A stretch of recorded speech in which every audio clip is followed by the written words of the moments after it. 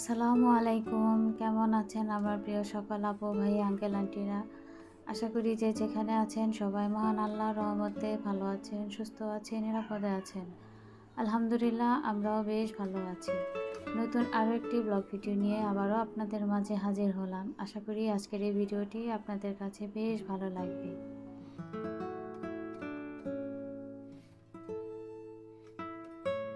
তো সকালে নাস্তা বানিয়ে নিচ্ছি, আজকে রুটি খাবো। তো মাঝে মাঝে আসলে রুটি খেতে কিন্তু ভালো লাগে। আসলে সময়ের মানে স্বল্পতার কারণে অনেক সময় সকালে রুটি বানানো হয় না। আর আমার বাচ্চারা তো রুটি আসলে খুবই পছন্দ করে। আবার দেখা যায় যেদিন আমি রুটি না বানাতে পারি ওদের জন্য আবার হয়তো বাহির থেকে রুটি কিনে নিয়ে আসতে হয়। তো আজকে নাস্তা বানানোর সাথে তরকারির কোনো ঝামেলা নেই, কারণ আমি গতকাল গরুর মাংস রান্না করে রেখেছি।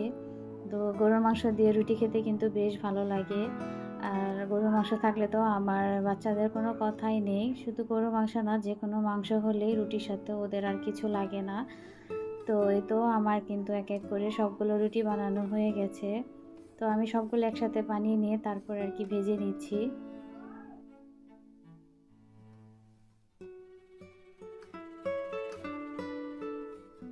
আর এই যে এটা হচ্ছে আমার নাস্তা। তো আমি নাস্তাটা কিন্তু একদম রেডি করে নিয়েছি। আর ভীষণ খিদে পেয়ে গেছে, কারণ রাতে আমার তেমন কিছু খাওয়া হয়নি। তো এই কারণে মনে হয় যে খিদেও একটু বেশি পেয়ে গেছে। তো আমি এখন আমার ছোট বাচ্চাকে সাথে নিয়ে তো আমি সকালে নাস্তাটা করে নেব। আর আমার ছোট বাচ্চাটা খাবার নিয়ে খুবই বায়না করে, মানে সে এটা সেটা খেতেই চায় না। তো ওর খাবারগুলো দেখা যায় যে মানে খুবই সীমিত। আর ও সব কিছু খাবে না, প্রচণ্ড খাবারের মধ্যে বাজগোজ করে। আসলে বাচ্চারা যদি এরকম বাজগোজ করে তাহলে কিন্তু ওদের খাওয়ানোটা খুব বেশি ঝামেলা হয়ে যায়। আর ইদানিং যেন মেয়ে মাছ একদমই খেতে চায় না, মানে মাছটা একদমই পছন্দ করছে না, শুধু খেতে বললে মাংস খেতে চায়। তো তারপরেও চেষ্টা করি, যেহেতু ছোট মানুষ ওইরকম জোরও করতে পারি না। আবার শরীরটাও খুব একটা ভালো নেই, আবারও নতুন করে ঠান্ডা লেগেছে। তো আসলে সিজনের কারণে দেখা যাচ্ছে যে বেশ কিছুদিন বৃষ্টি থাকে, আবার মাঝে মাঝে গরম। তো বৃষ্টি যতই হোক গরম কিন্তু কমে না। তো এরই মাঝে বাচ্চারা কিন্তু অসুস্থ হয়ে যাচ্ছে। তো ম্যাক্সিমাম ঘরেই কিন্তু বাচ্চারা অসুস্থ সিজনের কারণে। আবার ফ্যান বন্ধ করেও থাকা যায় না, আবার ফ্যানটা চালিয়েও বেশিক্ষণ থাকা যায় না, এরকম একটা অবস্থা। তো আমার ছোট বাচ্চা কিন্তু আসলে ফ্যানটা বন্ধ করে দিলে ও প্রচণ্ড পরিমাণে ঘেমে যায়। তো আবার মানে এভাবে বারবার ফ্যান অফ একবার অন এরকম করতে হয়। তো জানি না কেন এরকম ঠান্ডা লেগে গেল। তো ঠান্ডার কারণে আরও খেতে চাচ্ছে না মেয়ে। তো এই জন্য আর কি ওর পছন্দের খাবারগুলোই তৈরি করতে চেষ্টা করি। তো এই তো সকালে নাস্তা করে কিন্তু আমি এখন চুলাটা ভালো করে ক্লিন করে নিচ্ছি। আবার দুপুরে রান্না শুরু করব। যেহেতু হাজব্যান্ড এবং আমার বাবাও বাসায় আছে, তো নাস্তা শেষ করেই সাথে সাথে আর কি দুপুরে রান্নার জন্য আমাকে প্রিপারেশন নিতে হবে। তো অফ ক্যামেরায় কিন্তু আরও ঘরের যে অন্যান্য কাজগুলো আছে সেই কাজগুলো কিন্তু করে নিয়েছি। আর এই তো আমি কিন্তু চুলাটা ভালো করে একদম পরিষ্কার করে ক্লিন করে নিয়েছি। তো এখন একটু মুছে নিচ্ছি উপর দিয়ে।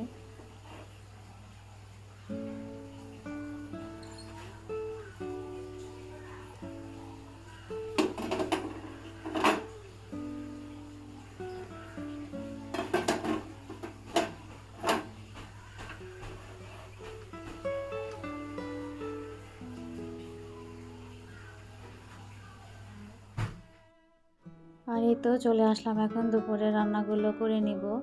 তো আমি চুলায় কড়াইটা বসিয়ে দিলাম। তো আমি আজকে সবজি রান্না করব। যেহেতু মাংস রান্না করাই আছে, আর আমার আব্বু মাংস খেতে চাচ্ছে না। তো বেশ কিছুদিন ধরে কিন্তু মাংস খাবারের সাথে থাকছে। তো আজকে সবজি রান্না করব। আমারও খুব সবজি খেতে মন চাচ্ছে।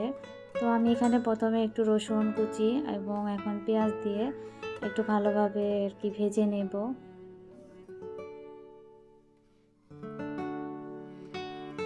আর সবজি রান্নায় কিন্তু পাঁচফোড়ন দিলে বেশ ভালো লাগে খেতে। তো আমার কিন্তু একদম মনে ছিল না পাঁচফোড়নটা দিতে। তো পরে আর কি যখন মনে হয়েছে তখন পেঁয়াজ আর রসুনটা একটু সাইড করে তেলটা একটু সাইডে নিয়ে তারপরে কিন্তু আমি এই পাঁচফোড়নটা একটু ভেজে নিয়েছি। এতে করে ফ্লেভারটা কিন্তু খুব ভালো লাগবে। আর একটা তেজপাতা ছেড়ে দিয়েছি। আর এই তো আমি কিন্তু সবজি কেটে রেডি করে নিয়েছি। তো এখানে আমি পটল, আলু আর একটা গাজর ব্যবহার করেছি। তো আজকে মানে ঘরে যা আছে তাই দিয়ে আর কি সবজি রান্না করব। তো এই তো আমার কাটাকাটি তো আগেই রেডি হয়ে আছে। তো এখন আমি আর কি চুলায় দিয়ে একটু ভালো করে নেড়ে চেড়ে তারপর আর কি গুঁড়া মশলাগুলো দিয়ে দেব। তো সংসার করতে এসে আমি যে কত কিছু শিখেছি, আসলে আমরা মেয়েরা এরকমই, যে বিয়ের আগে যখন বাবার বাড়িতে ছিলাম তখন কিন্তু এই ধরনের কোনো কাজই আমরা কেউই করে থাকি না। সেটা রান্না বাড়া বলেন, ঘরের কাজ বলেন, তো এগুলো কিন্তু আমরা করি না। কিন্তু বিয়ের পরে যখন একটা নতুন সংসারে প্রবেশ করি তখনও কিন্তু আমরা একদম আনাড়ি থাকি, অনেক কাজকর্মই জানি না। যার কারণে দেখা যায় যে শ্বশুরবাড়ির লোকের কাছ থেকে হয়তো অনেক রকমের কথা শুনতে হয় এই নিয়ে। আর একটা সময় কিন্তু আমরা ঠিকই কাজগুলো শিখে যাই। তো তখন কিন্তু একদম আমাদের কাজগুলো মনে হয় হাতের একদম আয়ত্তের মধ্যে চলে আসে। তখন আর আমাদের কোনো কথাও শুনতে হয় না। কিন্তু অনেক আর নতুন অবস্থায় যে কথাগুলো আমরা শুনে থাকি কিংবা শ্বশুরবাড়ির লোকজন শুনিয়ে থাকে, তো এই কথাগুলো তারা মানে বুঝেও হয়তো না বোঝার ভান করে তারা বলে যে তুমি এটা পারো না, ওটা পারো না, তোমার বাবা মা তোমাকে কোনো কাজই শেখায়নি। তো আসলে তারা কিন্তু একটাবারও চিন্তা করে দেখে না যে ওকে সংসার জীবনের প্রথম মানে পা রেখেছে, তো কিভাবে কাজগুলো জানবে। তো সবার সহযোগিতায় কিন্তু আসলে কাজগুলো শেখানো যায়। তো এই জিনিসগুলো ম্যাক্সিমাম ফ্যামিলিতেই কিন্তু বোঝে না। আবার একদম যে সবাই বোঝে না তাও কিন্তু না। অনেক ফ্যামিলিতে কিন্তু আছে তাদের পরিবারের লোকজন মানে শ্বশুরবাড়ির লোকজন খুবই ভালো থাকে। তারা এগুলো বুঝে এবং আস্তে আস্তে তারা শিখিয়ে নেয়। তো আর যারা এরকম ফ্যামিলি পায় তারা তো আসলে খুবই ভাগ্যবতী, যে আল্লাহ তাআলা তাদেরকে খুব ভালো একটা ফ্যামিলির সাথে আর কি সারা জীবনের বন্ধুত্ব করে দেয়। তো এদিকে কথা বলতে বলতে আমি কিন্তু রান্নাবাড়া অনেকটাই এগিয়ে এসেছি। তো যে মাংস রান্না করা ছিল, তো সকালে এই মাংস দিয়ে আর কি রুটি খাওয়া হয়েছে। তো রাখার পরে আবারও মাংসটা জমে গেছে। তো এখন দুপুরে আর কি আবারও জাল দিয়ে নিলাম। আর এই যে এখানে আমি সবজিটা কিন্তু একটু ভালো করে কষিয়ে নিয়েছি হালকা পানিতে। আর এই যে এখন কিন্তু আমি ডাল দিয়ে দিচ্ছি। তো মুসুরির ডাল এইভাবে যদি সবজির মধ্যে দেওয়া হয় খেতে কিন্তু বেশ ভালো লাগে। তো আমার কাছে তো ভীষণ ভালো লাগে। তো কার কার কাছে আসলে ভালো লাগে আপনারা প্লিজ আমাকে কমেন্টের মাধ্যমে জানাবেন। তো যাই হোক, এই তো আমি এখন একটু ডালটা ওই সবজির সাথে মিশিয়ে একটু ঢেকে কিছুক্ষণের জন্য আর কি ঢেকে রাখবো।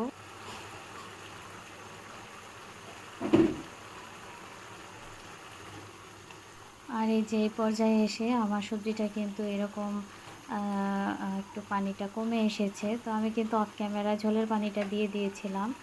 তো আমি খুব বেশি ঝোল রাখবো না, একটু মাখো মাখো টাইপের রাখবো, কারণ আমার বাসায় আমার বাচ্চারা এমনিই সবজি খেতে চায় না। তো তারপরে যদি একটু ঝোল বেশি হয়ে যায় তো ওরা তো আরও খাবে না। তারপরেও চেষ্টা করব খাওয়ানোর, জানি না খাবে কি না।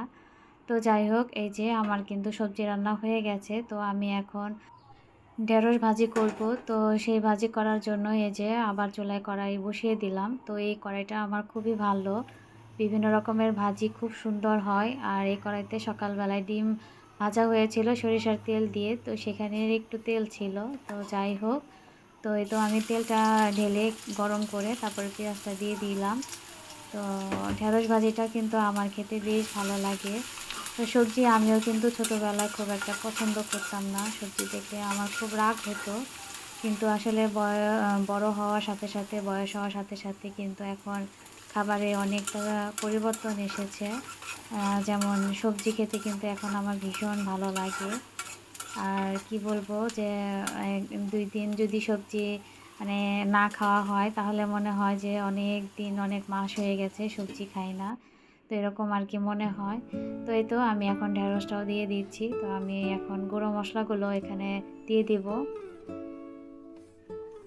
জানি না কোন কোন আপু ভাইয়ারা এখনও আমার সাথে আছেন। যারা আমার সাথে আছেন প্লিজ আমার ভিডিওতে একটি লাইক দিয়ে ফুল ভিডিওটি শেষ করে যাবেন, কারণ খুব কষ্ট করে কিন্তু আপনাদের জন্য ভিডিও তৈরি করি।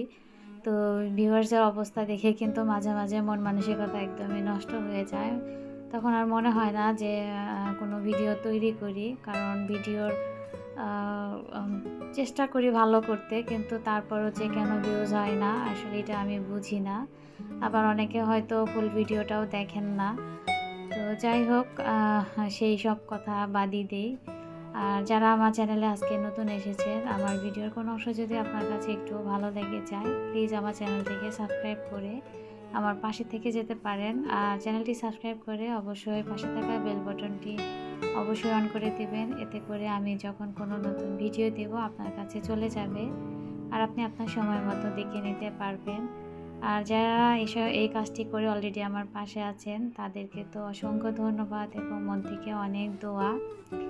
আর প্লিজ কেউ দয়া করে আমার কমেন্টের মাধ্যমে আর কি স্প্যাম কমেন্ট করবেন না। এখানে এসে যে বন্ধু হয়েছি, পাশে থেকেছি, সে আগে থেকে আছি, তুমি আসো, এ ধরনের কোনো কথাই প্লিজ আপনারা কমেন্টে বলবেন না। আপনাদের জন্য কিন্তু কমিউনিটি পোস্টে আমি কিন্তু বারবার কয়েকদিন পরে লিখে দেই যে যারা নতুন এসেছেন কিংবা যাদের সাপোর্ট প্রয়োজন তারা কিন্তু আমার সেই কমিউনিটিতে হাই হ্যালো দিয়ে গেলে আমি কিন্তু সময় মতো চলে যাব।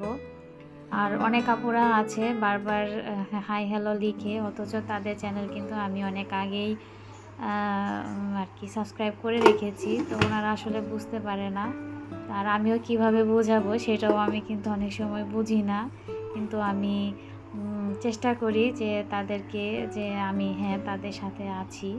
তো যাই হোক, আমার রান্না কিন্তু হয়ে এসেছে। এই যে সবজি রান্না হয়ে গেছে, ঢেঁড়স ভাজিটাও হয়ে গেছে, আর এই যে নিচে মাংসটাও গরম করে নিয়েছি।